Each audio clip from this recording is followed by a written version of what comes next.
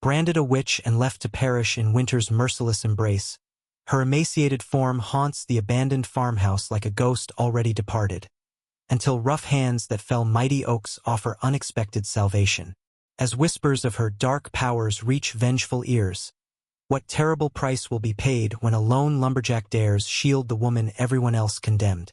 Valora Finch's stomach hurt so badly she couldn't stand straight anymore. 3 days without food would do that to anyone, even a woman who had once been the strongest healer in Belwick County. Her thin fingers, blue with cold, fumbled with the latch on the barn door as the December wind threw snow against her face like tiny knives. Inside wasn't much warmer, but at least the wind couldn't reach her here. A mouse scurried across the rotted floorboards, disappearing into a crack. "Even you run from me now?" Valora whispered, her voice cracking from disuse. She envied the tiny creature. At least it had a home, a place to hide. Just last month, this barn had stored enough food to last her and Samuel through winter: sacks of flour, potatoes, dried meat, and preserves from their summer garden. Now the shelves stood empty, their contents stolen by the same neighbors who had once praised her healing touch when their children had fevers or their wives struggled in childbirth. Valora limped to the small window, wiping frost from the glass with her sleeve. The farmhouse stood dark and forbidding in the fading light, no smoke rising from its chimney. No point wasting the last pieces of firewood when the cold had already settled so deep in her bones she couldn't remember warmth. The memory rushed back with terrible clarity. Pastor Wells at her door, his normally kind face twisted with disgust, pointing at the small red birthmark beneath her collarbone that peeked above her dress. The devil's kiss, he had called it, after 3 children in town died of fever, despite Valora's desperate efforts to save them with her herbal medicines. "But I've had this mark since birth," she had protested. "You've seen it yourself many times." The pastor's eyes had narrowed. "The devil marks his own early, Mrs. Finch. He's patient." Behind him, the faces of her neighbors. Faces she'd known all her life, hardened with fear and hate. They took everything: food, firewood, Samuel's tools, even her precious book of healing recipes that had been her grandmother's. Samuel had tried to defend her. Her sweet, gentle husband who'd never raised a hand against another living soul stood before their door with his shotgun, telling the crowd to leave his wife alone. They beat him until he couldn't stand, then dragged them both to the town square.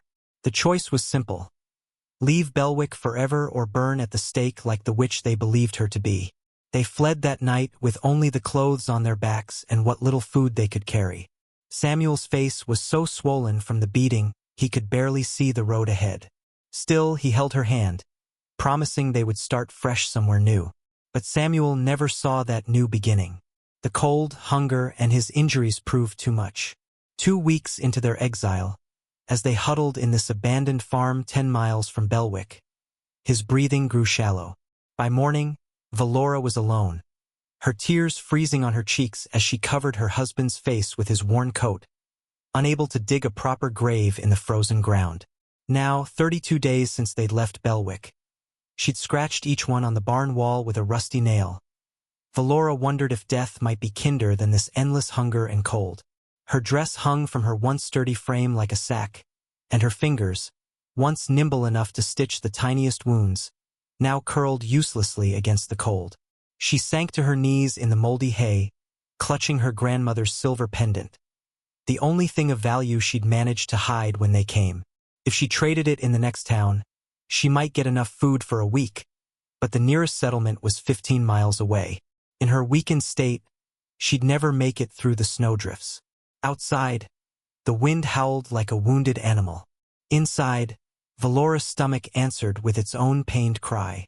She hadn't cried since burying Samuel, but now tears burned behind her eyes. What had she done to deserve such hatred, such abandonment? The door to the barn crashed open, letting in a blast of snow and wind. Valora scrambled backward, heart hammering against her ribs. Had they come to finish what they started? To drag the witch back to Belwick for a proper burning? A massive shadow filled the doorway. Not the mob she feared, but something just as terrifying. A stranger, huge and faceless in the dying light. "Who's there?" demanded a deep voice as rough as tree bark. "This is private property." Valora cowered against the back wall, wondering if starvation might have been better than whatever this giant might do to a woman alone. And yet, what more could she possibly lose? "Please," she whispered, the word barely audible over the wind. "I have nowhere else to go." The figure stepped fully into the barn, pushing the door closed against the storm. As her eyes adjusted, Valora saw he carried an axe over one shoulder, its blade gleaming even in the dim light. His beard was thick and dark, his eyes shadowed beneath a heavy brow. Snowflakes melted in his hair as he studied her with an expression she couldn't read. "You're from Belwick," he said finally. Not a question, but a statement of fact. The name of her former home made Valora flinch. "Not anymore." The man's gaze traveled over her thin frame, taking in her hollow cheeks and tattered dress. Something shifted in his face. Not pity, exactly, but recognition. "When did you last eat?" he asked, setting down his axe. Valora couldn't remember. The days had blurred together in a haze of cold and hunger. "Does it matter?" she asked. The stranger reached into his coat and pulled out a small bundle wrapped in cloth. The smell hit her before she saw what it contained. Bread, still slightly warm, and a piece of hard cheese. Her stomach clenched painfully, and she had to fight the urge to lunge for it like an animal. "I'm not looking for payment," the man said gruffly, as if reading her thoughts. "Eat." Valora's hand trembled as she reached for the food. "Why would you help me?" The stranger's eyes met hers, blue as river ice but somehow warmer. "Because they burned my mother at the stake when I was 10. For growing plants they didn't understand." 22 years of pride dissolved as Valora tore into the bread, tears streaming down her face. The stranger watched in silence, his massive frame blocking the worst of the draft from the door. When she finished, he spoke again. "My cabin's 3 miles north. It's not much, but there's a fire and more food." He hesitated, then added, "My name is Thorley. Thorley Blackwood." The name meant nothing to her, and yet everything. A person who saw her as human when her own people had named her monster. Someone who offered help when everyone else had turned away. "I'm Valora," she whispered, her voice stronger now. "Valora Finch." Thorley nodded once, then held out a hand rough with calluses. "Can you walk, Valora Finch, or will I need to carry you?" In that moment, facing this stranger with his offered bread and gruff kindness, Valora felt something stir beneath her breastbone. Something she thought had died with Samuel. Not hope, she dared not name it that, but perhaps its ghost. And as the blizzard raged outside, she wondered, what twist of fate had sent this lumberjack to her on this of all nights, and what price would she ultimately pay for his mercy? The first step into Thorley Blackwood's cabin stole Valora's breath. Not because it was grand, it wasn't, but because heat wrapped around her like an embrace after so many weeks of bone-deep cold. A fire blazed in the stone hearth, casting dancing shadows across rough-hewn walls. The small space smelled of pine, smoke, and something bubbling in a pot that made her empty stomach twist with painful need. "Sit," Thorley commanded, gesturing to a chair by the fire. When Valora hesitated, he added more softly, "Please." Her legs nearly buckled as she lowered herself onto the wooden seat. The warmth from the flames made her skin prickle painfully as feeling returned to her frozen limbs.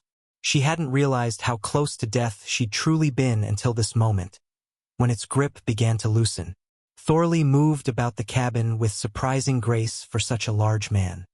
He ladled steaming broth into a wooden bowl, then placed it on the table beside her with a chunk of dark bread. "Slowly," he warned when she reached for it. "Your stomach will rebel if you rush." Valora forced herself to take small sips, though every instinct screamed at her to gulp it down. The broth was simple venison and wild onions with a few winter herbs, but it might as well have been a feast fit for kings. "Why are you helping me?" she asked between careful spoonfuls. Thorley had settled across from her, his large frame making the chair look child-sized. The firelight caught in his beard, turning the dark strands to copper. For a long moment he didn't answer. Because no one helped us, he said finally, his deep voice barely above a whisper. When they came for my mother. Valora's hand stilled, the spoon halfway to her mouth. You said they burned her. Thorley nodded, his blue eyes fixed on some point beyond the cabin walls, seeing something Valora couldn't. She grew plants for healing, called her a witch when the mayor's son died of fever. I was too small to stop them. The parallels to her own story hung between them, unspoken but unmistakable. And your father? Valora asked, setting down her spoon. Hanged himself 6 months later. Couldn't live with failing to protect her. Thorley's jaw tightened beneath his beard. I was sent to the orphanage in Coldridge until I was big enough to work the timber camps. Valora's throat tightened. This stranger had lived her nightmare long before she had. I'm sorry. Thorley's eyes refocused on her face. Don't be. Wasn't your doing. It wasn't my doing in Belwick either, she whispered, the words carrying all the pain of the past months. I tried to save those children. I believe you. 3 simple words, but they loosened something in Valora's chest that had been bound tight since the day they dragged Samuel from their home. Thorley rose and added another log to the fire. Sparks flew upward, bright as stars against the darkness. You can stay here tonight. Tomorrow, if you're stronger, we can talk about what comes next. Next? The concept seemed foreign to Valora. She'd been focused solely on surviving each hour, each day. The future had ceased to exist. Unless you plan to join your husband, Thorley said bluntly. The mention of Samuel sent a shock through her system. How did you? The grave marker outside the barn, Thorley explained. I saw it when I was tracking deer this morning. That's how I knew someone was staying there. Valora stared into her half-empty bowl, watching the broth ripple with her trembling hands. She had fashioned a crude cross from broken fence boards, carving Samuel's name with a nail. It was all she could offer him. I don't want to die, she admitted, surprising herself with the truth of it. Despite everything, some stubborn flame still burned within her, refusing to be extinguished. Thorley nodded, as if her answer satisfied some unasked question. Then you'll need to get your strength back. As if to emphasize his point, he placed another piece of bread beside her bowl. In the silence that followed, Valora became aware of the storm outside, howling around the cabin's sturdy walls. The same wind that had cut through her threadbare clothes like knives now couldn't touch her. Do you live here alone? She asked, glancing around the small space. There were signs of a solitary life. 1 chair by the writing desk, 1 cup beside the wash basin, 1 pillow on the narrow bed built into the corner. Just me, Thorley confirmed. And now you, for as long as you need. The simple declaration hung in the air between them. Valora knew she should feel afraid or at least wary. She was alone in a cabin miles from anywhere with a man she'd just met. But fear required energy she no longer possessed. Besides, her instincts told her Thorley Blackwood was no threat to her. Not in the way that mattered. I can't pay you, she said frankly. They took everything. Thorley's expression darkened. I'm not asking for payment. Everyone wants something, Valora countered, years of hard experience behind the words. Yes, Thorley agreed, surprising her. I want to sleep at night knowing I didn't leave someone to freeze to death when I could have helped. That's all. Valora studied his face, looking for deception and finding none. This man was nothing like the people of Belwick with their smiles that never reached their eyes. His gruffness held more honesty than all their false concern.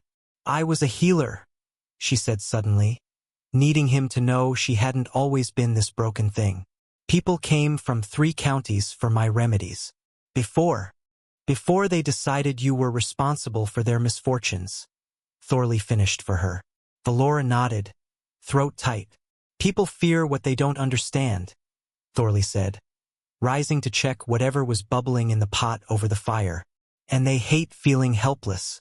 Easier to blame a woman with knowledge than accept that some sicknesses can't be fought. His insight startled her. This lumberjack with his massive hands and quiet ways saw more clearly than the educated men of Belwick who had condemned her. As Thorley stirred the pot, Valora noticed a long scar running from his wrist up under his rolled sleeve. Without thinking, she reached out when he passed, her fingers brushing the raised tissue. This was badly stitched, she observed, healer's instincts momentarily overriding everything else. Thorley froze at her touch, then slowly lowered his arm so she could see better. Logging accident 2 summers ago. Nearest doctor was a day's ride. Did it myself. Valora traced the jagged line with her fingertip. I could have made this heal cleaner. Less pain afterward. Well, you weren't here then, Thorley said simply. No, Valora agreed, withdrawing her hand. I wasn't. Their eyes met across the small space, and something unspoken passed between them, recognition, perhaps, of 2 souls marked by the world's cruelty but not broken by it. The moment shattered as someone pounded on the cabin door, hard enough to rattle the hinges. Valora's heart leapt to her throat as Thorley's expression darkened. He moved swiftly to the corner where his shotgun leaned against the wall. Blackwood, we know you're in there, called a voice Valora recognized with sickening clarity. Silas Pruitt, head of the Belwick Town Council. Open up or we'll break it down. Thorley's eyes met Valora's, reading the terror in her face. The root cellar, he said quietly, pointing to a trapdoor partially hidden by a woven rug. Now, as Valora scrambled to obey, she heard Thorley chamber a round in his shotgun. The sound was both terrifying and comforting. This stranger was prepared to defend her against her persecutors. But would his protection become yet another death she would carry on her conscience? And as she lowered herself into the dark space beneath the cabin floor, clutching the ladder with trembling hands, Valora wondered. Had she escaped one trap only to fall into another, possibly deadlier one? Come out, witch! Silas Pruitt's voice boomed through the floorboards above Valora's head. She pressed herself against the earthen wall of the root cellar, her heart hammering so loudly she feared they might hear it. Jars of preserved vegetables lined the shelves around her, their contents barely visible in the faint light filtering through the cracks in the trapdoor. I don't know what you're talking about, Pruitt. Thorley's deep voice sounded calm, though Valora knew he must be standing just inside his door with the shotgun ready. There's no witch here, just me and my dinner. We tracked her here, another voice insisted. Abel Wells, the pastor's son, followed her tracks through the snow. Then your eyes need checking, Thorley replied. The only tracks out there are mine and the deer I've been hunting. Valora held her breath, hoping they would believe him. She pictured Thorley as she'd last seen him, his massive frame filling the doorway, the firelight gleaming on his shotgun barrel. She barely knew this man, yet he was risking everything to protect her. We have every right to search your property, Blackwood. Pruitt's voice had taken on the self-important tone Valora remembered from town meetings. This woman is dangerous. 3 more children have fallen ill since she disappeared. Must be powerful magic, Thorley said dryly, to cause sickness from miles away. Or maybe your town's just built on a swamp. A scuffle of boots. Then Pruitt's voice dropped to a threatening growl. Step aside, Lumberjack. This isn't your fight. You're trespassing on my land, Thorley answered. That makes it my fight. The sound of the shotgun being raised needed no translation. Valora pressed her fist against her mouth to stifle a gasp. We'll be back, Pruitt warned. With the sheriff next time. Sheriff has no jurisdiction this far out, Thorley replied. But bring him if it makes you feel better. Now get off my property before I decide my dinner needs fresh meat. Heavy footsteps retreated, followed by the angry voices of men forced to back down. Only when the sound of horses faded into the distance did the trapdoor above Valora creak open, revealing Thorley's bearded face. They're gone, he said, extending a hand to help her up. For now. Valora's legs trembled as she climbed back into the cabin's warmth. The food she'd eaten earlier churned in her stomach, threatened by fear to make a reappearance. They'll come back, she whispered, sinking onto the chair by the fire. They always do. Thorley nodded, returning his shotgun to its place in the corner. Not tonight. Storm's picking up again. He gestured toward the window, where snow swirled in the darkness like angry ghosts. We have until morning at least. Morning. The word once meant hope. A new day, fresh possibilities. Now it loomed like an executioner's axe. I should leave, Valora said, though the thought of returning to the killing cold made her body rebel. I've put you in danger already. Thorley's expression hardened. And go where, exactly? Anywhere. Somewhere they won't find me. Even to her own ears, the words sounded hollow. Thorley stoked the fire, sending a shower of sparks up the chimney. You wouldn't make it 5 miles in this weather. Better I die alone in the snow than bring death to your door, Valora insisted, rising on shaky legs. Thorley moved with surprising speed for such a large man, blocking her path to the door. My door. My choice who enters and who doesn't. They stood facing each other, neither willing to back down. Valora noticed details about him she'd missed before. A scar running through his right eyebrow, the flecks of gray in his dark beard, though he couldn't be much older than her own 32 years. The way his left hand curled slightly as if it had been broken and hadn't healed quite right. Why fight for a stranger? She asked softly. You don't know me. I know enough, Thorley answered. I know what it means when men with power decide a woman is dangerous. The simple truth in his words broke something loose inside Valora. A dam holding back not just tears but rage.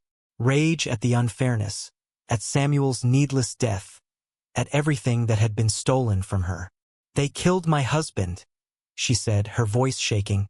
Not directly. They didn't hang him or shoot him, but they might as well have.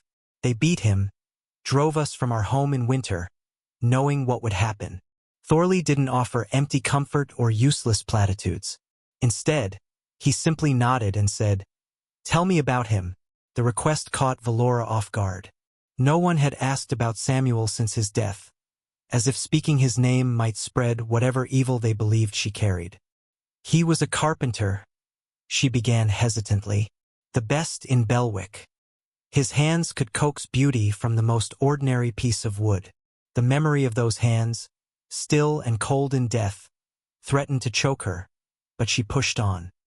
He loved spring best of all seasons, said it was the world being born again. As she spoke, Thorley moved about the cabin, gathering blankets and adding another log to the fire. The simple tasks gave her space to find her words, to remember Samuel as he had been, not as he ended. He believed in me, she finished quietly. Even at the end, when everyone else turned away. Thorley paused in his work, meeting her eyes across the room. Then honor that belief by surviving. Outside, the wind howled like a living thing, rattling the cabin's shutters. Inside, something subtle shifted between them, not quite trust, but its beginning. We'll leave at first light, Thorley said, spreading a blanket on the floor beside the hearth. I know places they won't think to look. We, Valora echoed. You won't make it alone, he said simply. And I've been thinking of moving on anyway. The casual way he offered to upend his life for her was almost too much to bear. I can't ask that of you. You didn't ask. I offered. Thorley gestured to the narrow bed built into the wall. Take that tonight. You need real rest. I'll keep watch. Too exhausted to argue further, Valora sank onto the bed. The pillow smelled of pine and wood smoke, Thorley's scent. The blanket was heavy and warm, instantly cocooning her in unexpected comfort. What if they come back before morning? She murmured, already half asleep despite her fear. Then they'll learn why the logging camps called me the bear, Thorley replied, checking the shotgun one last time before settling into the chair by the door. Valora wanted to ask what he meant, but sleep pulled her under, deeper than she'd managed in weeks. Her last conscious thought was that tomorrow would bring either salvation or destruction. And for the first time since Samuel's death, she wasn't facing it alone. In the dark hours before dawn, Thorley moved silently around the cabin, gathering only what they would need: food, ammunition, his sharpest axe, the medicine bundle his mother had taught him to prepare before the townspeople took her. He glanced occasionally at the sleeping woman, noting how the deep lines of pain and hunger had softened somewhat in rest. He had told her the truth earlier. He had been considering moving on. This cabin held too many solitary nights, too many memories of returning to emptiness. But he hadn't planned on leaving with a woman accused of witchcraft. A woman whose eyes held the same haunted look his mother's had all those years ago. As he packed, Thorley wondered what twist of fate had led him to track that deer past the abandoned farm yesterday. What invisible thread had connected his life to Valora Finch's at the exact moment she needed saving? His mother would have called it the work of spirits. The pastor would name it God's will. Thorley had no name for it, but he recognized its weight. Outside, the storm began to ease, stars appearing between racing clouds. Soon it would be light enough to travel. Soon they would leave this place that had been his refuge and his prison for 3 winters. And as the darkness gradually surrendered to dawn, Thorley realized he felt something he hadn't experienced in years: purpose. The forest opened before them like a white ocean, endless and treacherous. 2 days had passed since they'd left Thorley's cabin in the half-light of dawn, traveling northwest through pathless woods where few humans ever ventured. Valora's legs burned with each step, but she refused to slow their pace. Every crack of a branch behind them sent her heart racing, convinced that Belwick's men had found their trail. "We'll stop here," Thorley announced, pointing to a rocky outcropping that created a natural shelter from the wind. Lights failing, Valora collapsed gratefully against a fallen log while Thorley set about the business of making camp with practiced efficiency. In 2 days, she had learned that the big man wasted neither words nor movements. Everything he did served a purpose. "Build a fire there," he instructed, indicating a circle of stones someone had arranged long ago. "Small. We don't want smoke rising above the tree-line." Valora gathered twigs with frozen fingers, arranging them just as Samuel had taught her during their summer fishing trips. The memory of her husband no longer brought that stabbing pain beneath her ribs. Instead, it felt like the gentle pressure of a hand on her shoulder, a reminder of love rather than loss. As darkness settled around them, the small fire cast dancing shadows across the snow. Thorley returned from setting snares with 2 rabbits already caught. His skills in the forest bordered on uncanny. He read the land like Valora once read her grandmother's herbal guide, intuiting where food would be found, where danger might lurk. "The tracks are gone," he said, settling beside her to skin the rabbits. "Storm covered them. Even if they followed us from the cabin, they'll have lost our trail by now." Relief washed through Valora, though she knew it was temporary. "Where are we going?" she asked, the question she'd been afraid to voice until now. Thorley continued his methodical work with the knife. "My mother's people have a settlement 3 days north of here. Outsiders call them Indians. They call themselves Abenaki." Surprise made Valora look at him more closely. She had assumed his dark coloring came from a life outdoors, but now she noticed the high cheekbones, the slight fold at the corners of his eyes. "Your mother was Abenaki?" she asked. Thorley nodded. "My father was a French trapper. They met when he brought furs to her village. When they married, she came to live near Coldridge, learned his ways." His jaw tightened. "Didn't protect her in the end." Understanding bloomed in Valora's mind. That's why they called her a witch, because she used plants and medicines they didn't know. "White man's fear runs deep," Thorley said simply, skewering the rabbit meat on green sticks to roast over the fire. "Fear of what's different, what they can't control. Like a woman who heals without a doctor's training." Valora thought but didn't say. The parallels between Thorley's mother and herself were not lost on her. "Will your mother's people welcome us?" she asked instead. Thorley's expression softened slightly. "My grandmother still lives. She is an elder now. If she accepts you, the others will too. And if she doesn't, then we keep moving. No hesitation, no doubt. Whatever happened, they would face it together." As they ate the rabbit in companionable silence, Valora became aware of how much had changed in just a few days. A week ago, she had been starving and alone, certain of death's approach. Now she sat beside a fire with a full belly and something almost like hope warming her chest. "Thank you," she said suddenly, "for everything." Thorley looked up, caught off guard by the simple gratitude. For a moment, his stoic mask slipped, revealing something vulnerable beneath. "Don't thank me yet," he said gruffly. We've got mountains to cross tomorrow. After they had eaten, Thorley unrolled a bundle of furs for her to sleep on. Rest, he ordered. I'll take first watch. Valora wanted to protest that she could take a turn keeping guard, but exhaustion pulled at her limbs like weights. She wrapped herself in the offered blanket, surprised at how quickly sleep came despite their exposed position. Hours later, something jerked her awake. Not a sound, but its absence. The forest had gone utterly silent. No rustling leaves, no night birds, nothing. Beside her, Thorley was already on his feet, rifle in hand, his body tense as a coiled spring. "What is it?" she whispered, rising to stand beside him. "Not what. Who?" Thorley nodded toward the darkness beyond their small fire. "We're being watched." Valora peered into the black wall of trees, seeing nothing at first. Then a shadow moved, separated from the night. A figure stepped into the faint glow of their dying fire. A man dressed in furs and leather, his face marked with intricate lines of paint or tattoos. Behind him, two more figures materialized like spirits made flesh. To Valora's surprise, Thorley lowered his rifle and stepped forward, speaking words in a language she didn't understand. The sounds were fluid, nothing like the harsh English or occasional French she'd heard at the trading post near Belwick. The lead figure responded in the same tongue, his stance relaxing slightly. After a brief exchange, he turned his gaze on Valora, dark eyes assessing her with neither hostility nor welcome. "What's happening?"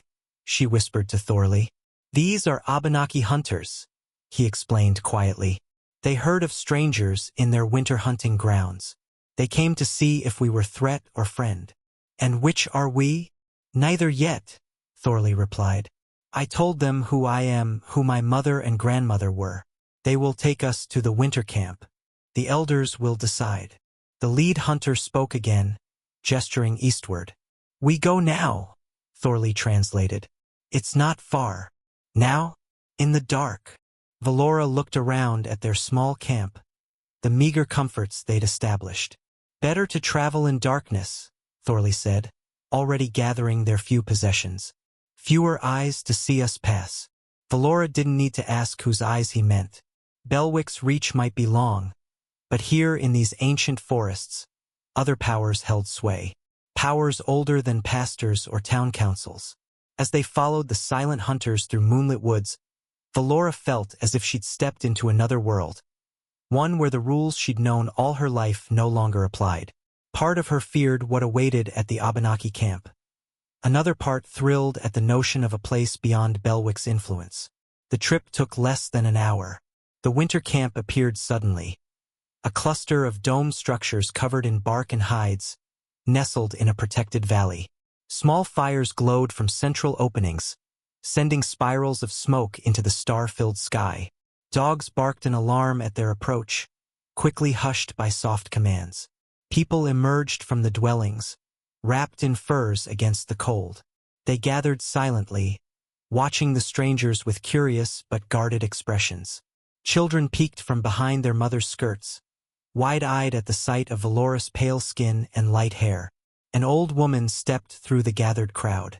Despite her years, she walked straight and proud, her silver hair bound in two long braids wrapped with colored thread. Her face was a map of lines and stories, but her eyes were clear and sharp as a hawk's. The woman studied Thorley for a long moment, then reached up to touch his bearded face. She spoke a single word, her voice cracking with emotion.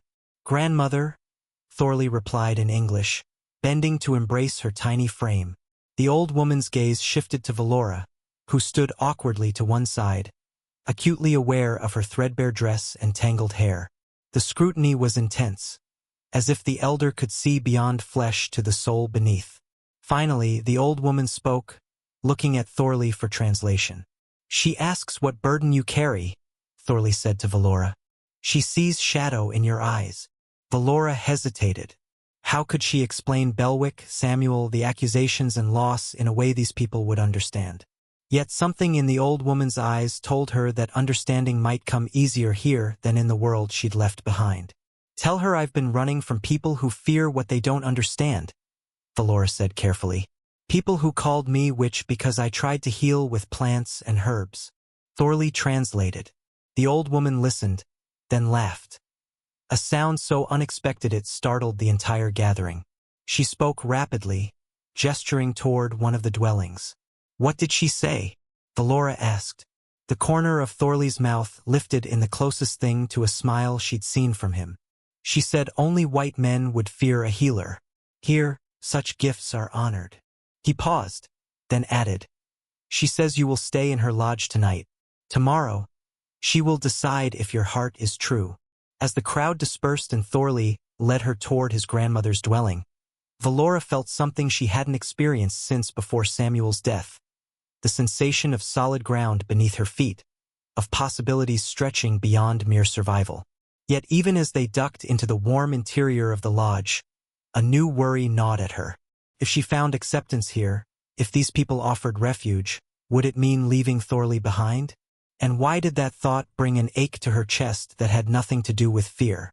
The sky turned dark as storm clouds gathered above the little cabin. Valora jumped at the sudden bang of the shutters hitting the wall. Her heart beat fast like a scared rabbit's. She rushed to the window and held the wooden frames tight against the howling wind. Something was coming, something worse than the storm. They're gathering in town, Thorley said, his voice low as he stepped through the door. Snow melted off his heavy coat, making puddles on the floor. In his hands he clutched a small sack of cornmeal, all he could get. Heard them talking at the trading post. They blame you for the new sickness in their cows. Valora's fingers found the birthmark beneath her collar. The mark that made people point and whisper. The mark that had cost Samuel his life. How much time do we have?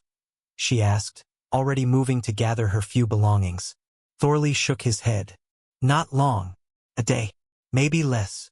Outside, the March winds screamed between the pine trees like a warning.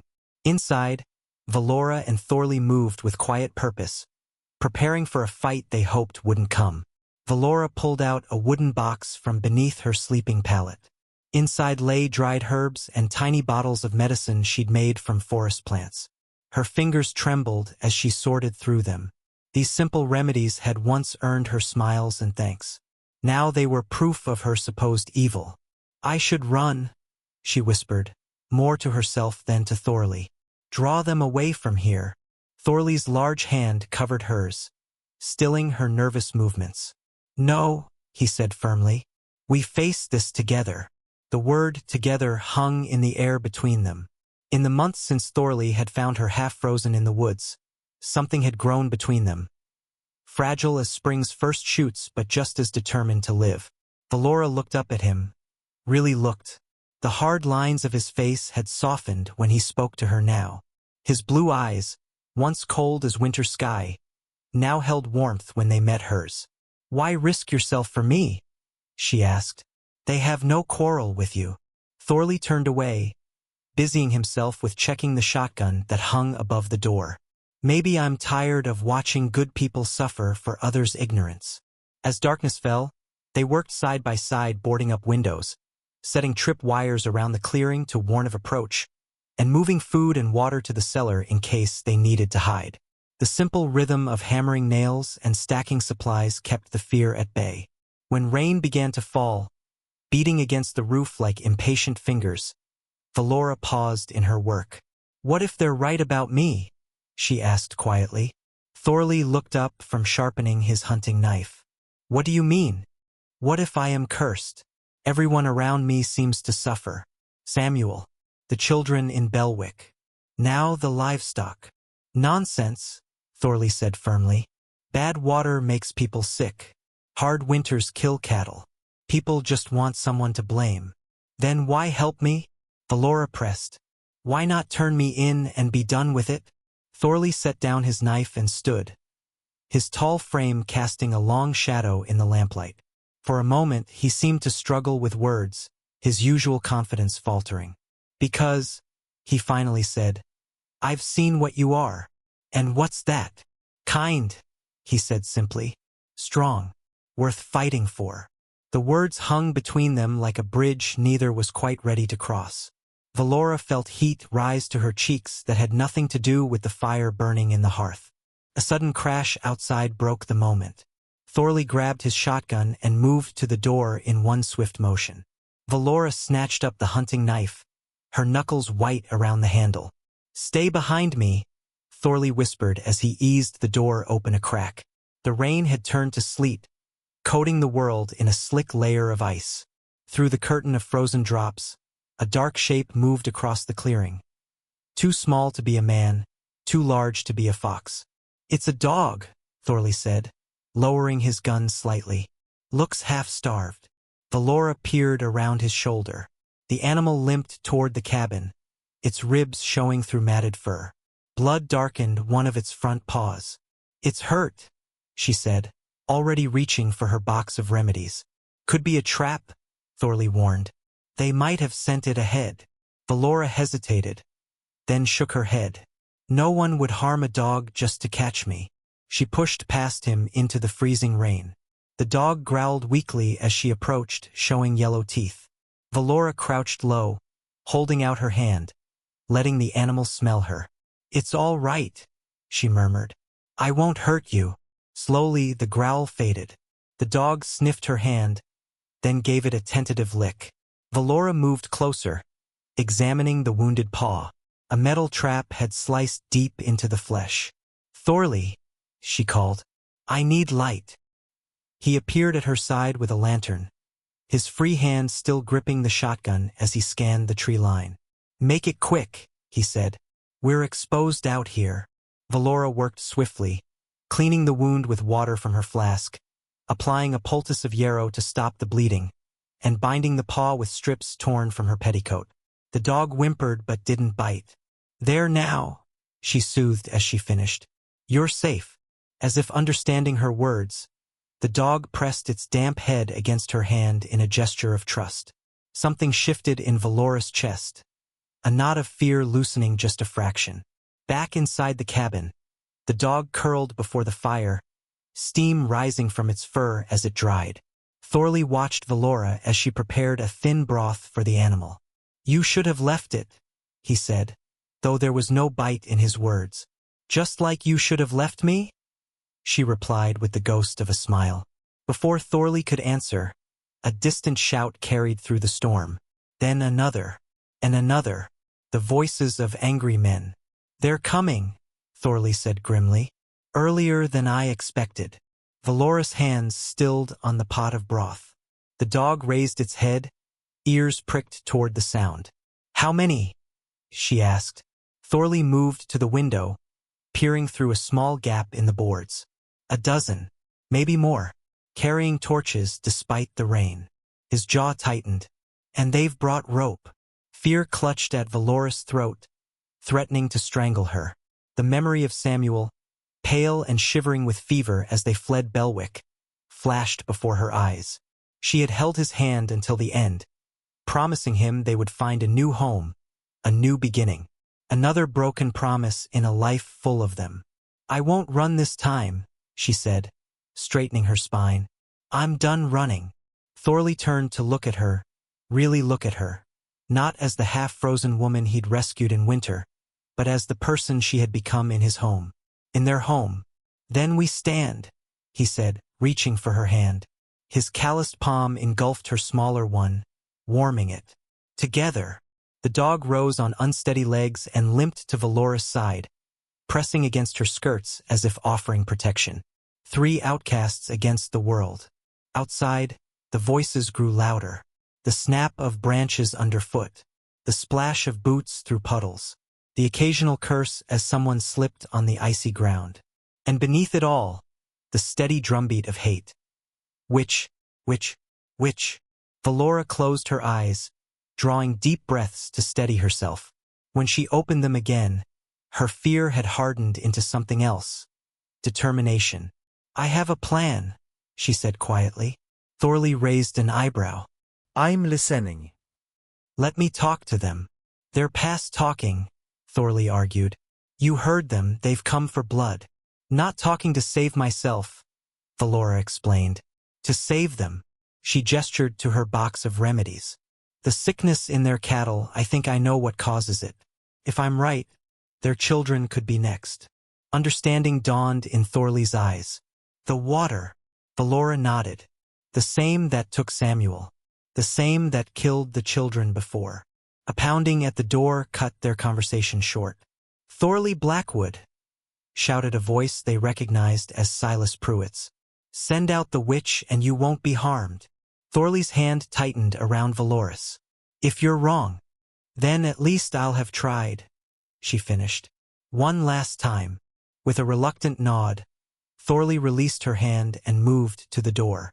The dog growled low in its throat as he lifted the bar. Any man who enters with violence in mind will leave feet first, Thorley called through the door. The woman wishes to speak. Those who can listen peaceful-like are welcome to hear. A moment of confused muttering followed his words. Then Pruitt's voice again. No tricks, Blackwood. We want only the witch. Her name, Thorley said with dangerous quiet, is Valora Finch. He swung the door open, standing like a mountain in the frame, the shotgun held ready but pointed at the ground. A message and a warning in one. Beyond him, faces glowed orange in the light of torches. Faces twisted with fear and hatred. Faces Valora had once healed with her remedies. She stepped forward to meet them, the rescued dog limping protectively at her side, unaware that all their lives would change before morning broke. Blood dripped from Thorley's split lip, spattering the wood floor like crimson raindrops. His hands, tied tightly behind his back, had gone numb hours ago. The cabin's main room, once a haven of warmth and safety, now felt like a cage with too many predators. Tell us again how you found her, demanded Sheriff Mills, a man whose badge seemed to give him permission for cruelty rather than justice. At the table, Valora sat rigid, her wrists bound to the chair arms. Her face showed no fear, only a deep, burning anger that made her green eyes gleam in the lamplight. I told you, Thorley said through clenched teeth. She was starving. I helped her. There's no crime in kindness. Kindness to a witch is a crime against God, spat Silas Pruitt, his thin face flushed with righteous fury. My Bessie cow dropped dead yesterday. Fine and healthy 1 minute, dead the next. That's devil's work. Or poison in your stream, Valora said quietly, speaking for the first time since they'd burst into the cabin. The same poison that killed your children last winter. Her words brought silence crashing down. Every man in the room stared at her, some with hatred, some with unease, and a few with the first flickers of doubt. The wounded dog, hiding beneath the table, growled softly at Pruitt when he stepped toward Valora with his hand raised. Shut your mouth, witch. More evil lies. Let her speak, interrupted a new voice. The crowd parted to admit Pastor Thomas Webb, his clothes damp from the rain, his lined face grave. I would hear these claims. Pruitt spluttered. Pastor, surely you don't believe. I believe in evidence, Silas, the pastor said firmly. 3 more children fell ill today. If there's any chance. He nodded to Valora. Speak your piece, woman. Valora straightened in her chair, her gaze moving from face to face. The new mining camp upstream, she began. Have you noticed the water since they arrived? The strange color some mornings? The odd smell? Murmurs spread through the group. The pastor's eyebrows drew together. Go on. They use mercury to separate silver from, or, Valora continued. It seeps into the ground, into the water. First it kills fish, then livestock, then people. Nonsense, Pruitt shouted. She's trying to shift blame for her witchcraft. But others were nodding slowly. The blacksmith, whose forge was near the creek. The miller, who worked with water daily. The doctor, whose face showed dawning horror. The symptoms fit, the doctor admitted reluctantly. Trembling, confusion, stomach pain. She's bewitched you too. Pruitt lunged toward Valora, his face twisted with rage. The dog sprang from beneath the table with a snarl, sinking its teeth into Pruitt's leg. The man howled, kicking wildly as men shouted and scrambled in the suddenly chaotic room. Enough, bellowed Pastor Webb, his voice cutting through the din. He turned to Sheriff Mills. Release her hands. And Thorley's too. But Pastor, the sheriff began. Now, Mills, I'll bear responsibility. As Valora rubbed feeling back into her wrists, the pastor knelt beside her chair. If what you say is true, how do we prove it? Take water samples, she said, from above the mining camp and below. Send them to the university in the city. They can test for poison. That could take weeks, the doctor pointed out. Then stop drinking from the creek until you know, Thorley growled, stretching his freed arms. Surely that's simpler than hanging an innocent woman. A heavy silence fell. The men exchanged glances, some ashamed, others still suspicious. What about our sick? Asked a quiet voice from the back. A woman had entered, Martha Green, whose youngest child was among the newly ill. Valora stood slowly, keeping her movements calm and deliberate. I can help ease their symptoms while we wait for proof. But first you must move them away from the creek water. Use the spring on the East Hill for drinking. Pastor Webb studied her face for a long moment. You would help the very people who came to hang you? I was a healer before I was called a witch, Valora answered simply. That hasn't changed. By dawn, the cabin had transformed into a makeshift clinic. Children with trembling limbs and confused eyes lay on pallets around the fire. Parents who had hours earlier shouted for Valora's death now watched anxiously as she moved from patient to patient, administering teas and poultices from her wooden box of remedies. Thorley worked alongside her, fetching clean water from the untainted spring, building the fire higher to warm the shivering children, his strength a silent support for her gentle skills. The fever's breaking, Valora murmured as she felt a small girl's forehead. She'll sleep easier now. The child's father, the same man who had carried rope to the cabin, nodded wordlessly, eyes downcast with shame. Outside, riders departed for the city with water samples and an urgent message for the mining inspector. Sheriff Mills had gone to confront the mine foreman with their suspicions. Pastor Webb sat at Thorley's table, writing careful notes as Valora described the symptoms of mercury poisoning and the treatments that might help. I was wrong about you, he said quietly when she paused. We all were. Fear makes people see what they expect to see, Valora replied, her hands steady as she crushed willow bark for a pain-relieving tea. And what did Thorley see? The pastor asked, watching the big man as he gently lifted a sick child to drink. A small smile touched Valora's lips. Someone worth saving. As morning light filtered through the cracks in the boarded windows, Silas Pruitt burst through the door, his face ashen. The mine foreman's gone, he announced. Packed up in the night. Left this. He thrust a folded paper toward the pastor. Webb opened it, his expression growing grimmer with each line he read. It's a receipt, he said finally, for payments made to Silas Pruitt in exchange for silence regarding water quality concerns. All eyes turned to Pruitt, who seemed to shrink before them. They said it was just mud stirred up, he whispered. Said it would settle. They paid good money. Money bought with children's lives, Thorley said, his voice deadly quiet. Pruitt fell to his knees. I didn't know. I swear to God, I didn't know. The silence that followed was broken by the whimper of a sick child. Without hesitation, Valora returned to her patient, leaving Pruitt to face the judgment in his neighbor's eyes. Later, as sunset painted the western sky gold and pink, Valora stepped outside for the first moment of quiet she'd had since the night began. The air smelled clean after the rain, fresh with the promise of spring. Thorley joined her, standing close enough that their shoulders touched. You saved them, he said softly, after everything they did. I saved myself too, Valora replied, from becoming what they feared. His hand found hers, fingers intertwining. What happens when they're well again? Valora gazed at the distant mountains, considering. Some will be grateful. Some will still fear what they don't understand. That's the way of people. And us? Thorley asked, his voice hesitant in a way she'd never heard before. What's our way? Valora turned to face him fully, seeing the question in his eyes that went beyond words. In answer, She rose on tiptoes and pressed her lips to his. A kiss as gentle as new leaves and as powerful as spring floods. When they parted, Thorley touched her cheek as if she might break. "I'm not a man of many words," he began. "Then don't use words," Valora smiled. "Just stay."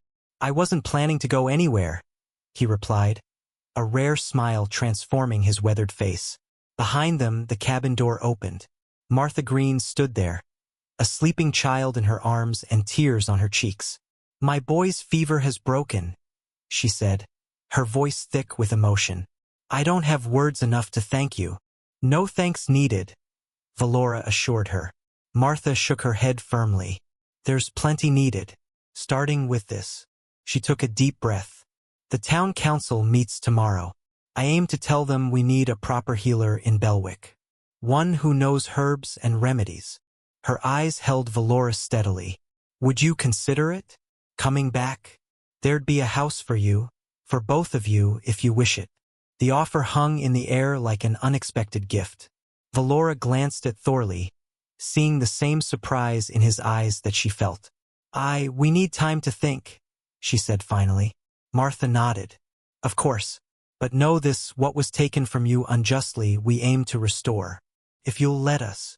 As Martha returned inside, Valora leaned against Thorley's solid strength, watching the first stars appear in the darkening sky. "Would you go back?" he asked quietly. "After everything?" Valora considered the question, feeling the weight of the past and the pull of the future in equal measure. "Where would you be?" she asked instead of answering. His arm tightened around her waist. "Wherever you are." In that moment, with night falling gently around them and the sounds of healing within the cabin, Valora understood what true power was. Not the fearsome magic Belwick had accused her of, but the simple, profound ability to forgive, to heal, to begin again. "Then we'll decide together," she said, resting her head against his shoulder. "When the time comes." Above them, a shooting star traced a brilliant path across the sky. Not an omen or a curse, but simply the universe in motion, just as they were. Blood dripped from the thorn scratch on Valora's arm as she bent to pick the wild mint growing near the stream. She didn't wipe it away. Somehow, seeing her own blood in the sunlight reminded her she was truly alive again. 6 months had passed since that terrible winter when Belwick had cast her out to die. "Valora! Someone's coming!" Thorley's deep voice called from the cabin clearing. Valora dropped her gathering basket, heart racing. Ever since the sheriff's visit and Pruitt's arrest, they'd had visitors, but each approaching stranger still made her stomach twist with fear. Through the trees, she spotted a small girl limping beside a worried-looking woman. Not danger then, someone needing help. "My Grace has been burning with fever 3 days, the woman said when Valora reached them. "Folks in town said that you know about healing." The little girl's cheeks blazed with fever, her eyes glassy. Without a word, Valora lifted the child into her arms. "I'm not a witch," Valora said quietly, meeting the mother's eyes. "Just someone who understands plants and their ways." "I don't care what they call you," the woman whispered. "I just want my daughter to live." Inside the cabin, Thorley moved silently, hanging a pot of water over the fire while Valora laid the child on her own bed. Her fingers found the swollen glands in the girl's neck, the hot forehead, the racing pulse. "Willow bark tea first," she murmured to herself. "Then the elderberry syrup." The mother hovered, watching as Valora mixed her remedies. "Everyone in Belwick's talking about you," she said. "About how wrong they were." Valora's hands paused only briefly. "Are they now?" "Martha Caldwell's boy got better after you gave him that cough syrup. The widow Peterson's joints don't pain her so much with your salve." Valora smiled faintly. "And yet you waited 3 days to bring your daughter." The woman looked down. "My husband said. He said we shouldn't trust." "A witch," Valora finished for her. "It's all right. I understand fear."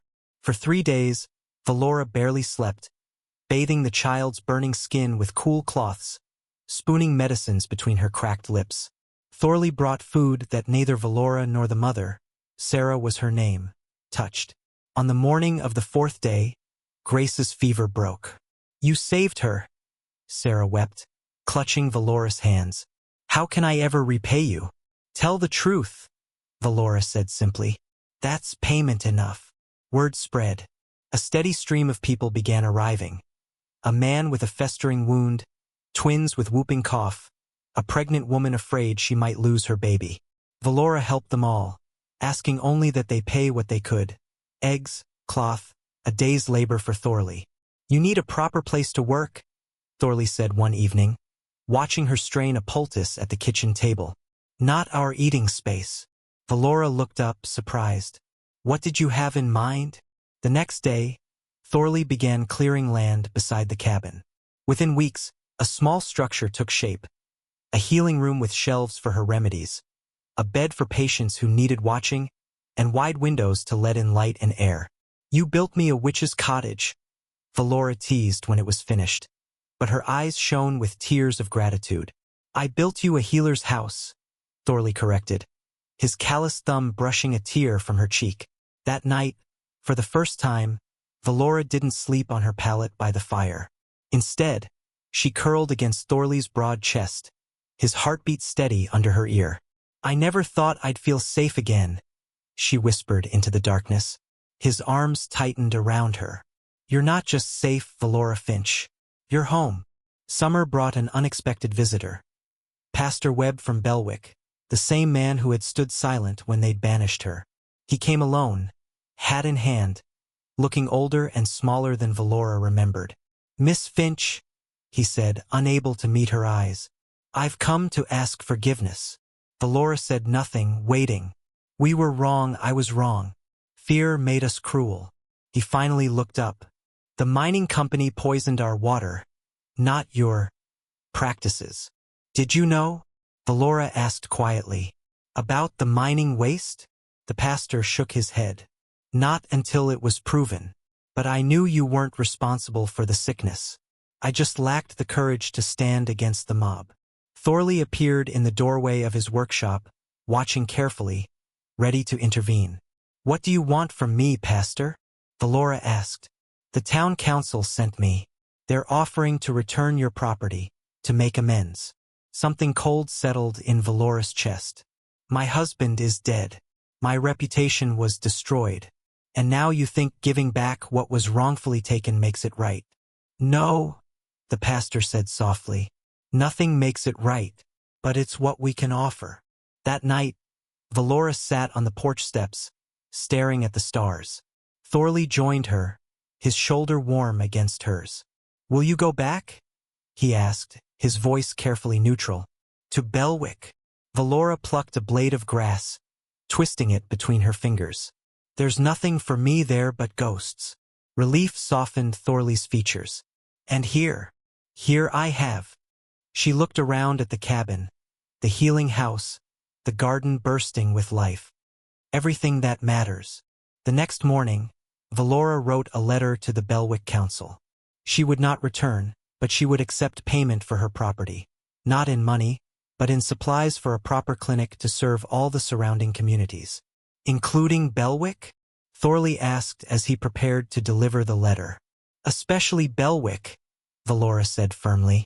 Sickness doesn't care who was right or wrong, and neither will my medicine. By late August, wagons began arriving with the promised supplies: lumber, glass for windows, proper beds, even medical texts from the city. Men from 3 different towns volunteered to help Thorley build, and women brought food for the workers. On a golden afternoon, as the clinic neared completion, Valora found a moment alone with Thorley. He was fitting a door frame, his shirt dark with sweat, with shavings clinging to his beard. Why did you help me that first day? She asked suddenly. You must have known who I was, what people said. Thorley set down his tools, considering. My mother was like you, a healer. They drove her out of her village when I was a boy. We wandered for years until she died of pneumonia because no one would shelter a witch in winter. His blue eyes found hers. I couldn't save her. But when I saw you, Valora's throat tightened. You saw her. I saw someone who deserved better than cruelty disguised as righteousness. She reached up, her palm against his bearded cheek. You saved me, Thorley Blackwood. His large hand covered hers. "And you saved yourself, Valora Finch. I just provided shelter while you remembered your strength." The kiss they shared tasted of sawdust and possibility. That evening, a letter arrived from the county magistrate. The mining company had been shut down permanently.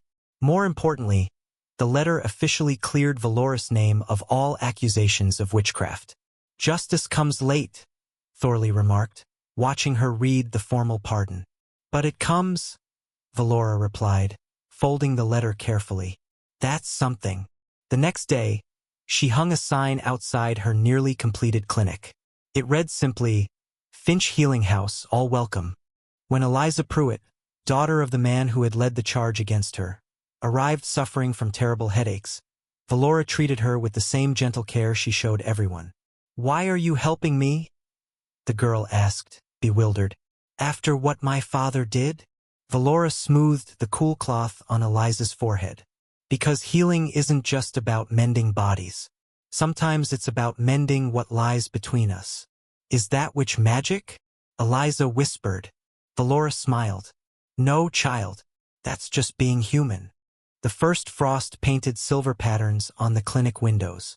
Inside, Valora stirred a simmering pot of elder syrup, preparing for winter's inevitable coughs and chills. Outside, Thorley split wood with rhythmic strokes, each chunk landing with a satisfying thud. Neither noticed the approaching wagon until it was nearly upon them. Valora wiped her hands on her apron, squinting at the unexpected visitors. A well-dressed couple and their driver. "Is this the Finch Healing House?" the woman called, her city accent immediately obvious. "It is," Valora replied cautiously. The man helped his wife down from the wagon. "I'm Dr. William Thorne from Capital City. This is my wife, Margaret." He glanced at the modest clinic with poorly disguised skepticism. "We've heard rather remarkable stories about your treatments." Thorley appeared at Valora's side, axe still in hand. "What kind of stories?" Margaret Thorne stepped forward. "The kind that gave me hope when city doctors offered none." She unwrapped her shawl to reveal an angry red rash covering her neck and jaw. "They said it's incurable." "Nothing's incurable," Valora said quietly. "Some things just haven't found their cure yet." Inside the clinic, Valora examined Margaret's skin while Dr. Thorne watched with professional curiosity. His doubt was clear, but he remained silent as Valora questioned his wife about her diet, her surroundings, the progression of the rash. "You've been traveling for treatment?" Valora asked, gently probing the inflamed skin.